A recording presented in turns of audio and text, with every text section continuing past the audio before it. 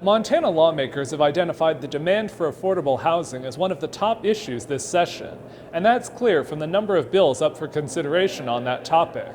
I think that housing is the number one issue in Montana, and I think that there are a number of proposals that the legislature is considering, and I think there's a lot of good ideas out there worth discussing. Andrea Davis chairs the Montana Housing Coalition, which brings together developers, housing authorities, local government, and other stakeholders. The group announced support for two bills this week. One from Republican Representative George Nikolakakos of Great Falls would create a tax credit for developing workforce housing. Obviously, where our shortage is the kinds of housing that people, everyday people who are working, teachers, firefighters, nurses, those kinds of people can't afford. That's where we need. The other bill from Democratic Representative Dave Fern of Whitefish is set for a hearing Friday. It would dedicate another $15 million from the state coal trust in loans to support multifamily housing projects. The state has already used the program to develop and rehabilitate housing. We have a very serious issue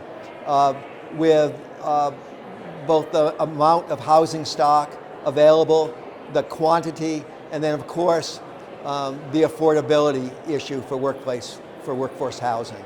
Also up for a hearing this week was Senate Bill 382, sponsored by Republican Senator Forrest Mandeville of Columbus. That bill would be a large-scale overhaul of land use planning rules, including requiring large cities and counties to adopt several from a list of strategies to improve housing availability. The Montana League of Cities and Towns is supporting this bill as an alternative to a series of bills up for consideration that would limit what zoning restrictions municipalities can put in place. Any bill that doesn't appropriate money or affect state revenue will have to pass out of its first chamber by the 45th legislative day in order to keep moving forward.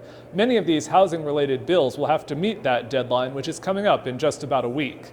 In Helena, Jonathan Amberian, MTN News.